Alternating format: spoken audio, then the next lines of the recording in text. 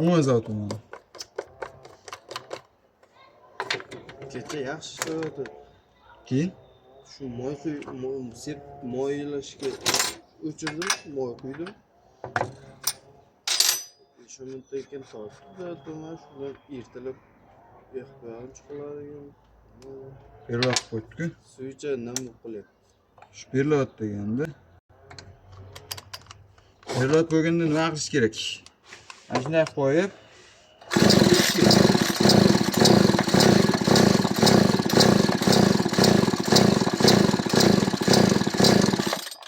undan keyin suychani salgina puflab olib, joyiga qaytarib qo'yib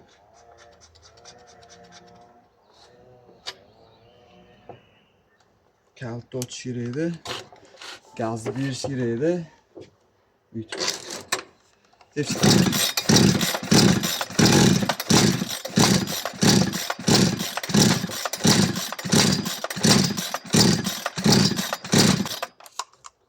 Suychasidan bo'lganda. Bir zavod bilan berib işte.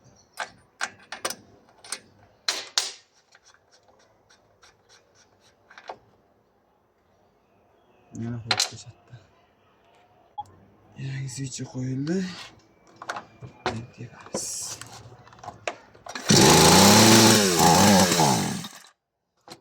Ligrovkalarni to'g'rilash kerak ekan. Bo'lib tashlagansizlardan?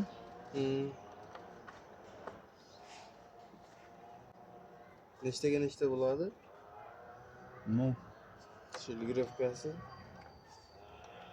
Maniki har xil chiqadi u. İşlemaydigan bilan ishlaydigan farqi bo'lmaydi.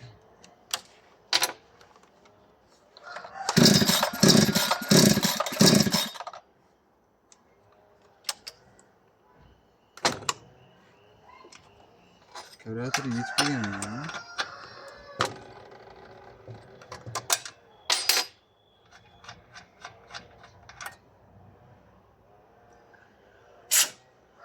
Nereye sığınıp teşekkür.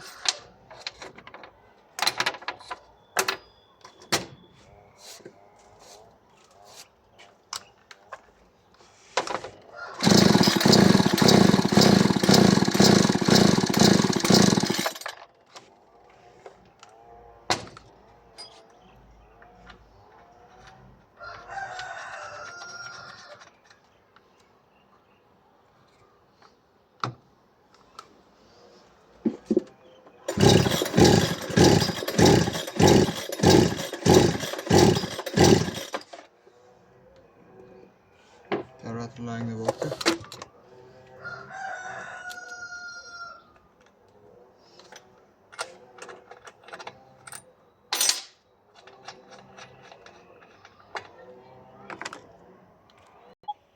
Xo'p, bundagi bo'layotgan aybni topdim.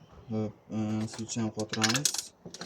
Qotirgandan keyin zavod bo'lishlari hammasi tushibdi.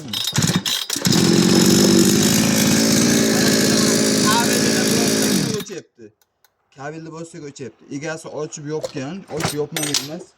Ochib yopgandan keyin kabelni korpusga qistirib qattiqroq qotirib yuborishgan. Shunga hisobiga mana yerda kabel ochilib ketgan. O'shaning hisobiga tok qochib, hozir o'chib qolyapti. E'tiborlaringiz uchun rahmat. Kuzatib boringlar. Bundan ham chiroyli ma'lumotlar berishga harakat qilamiz.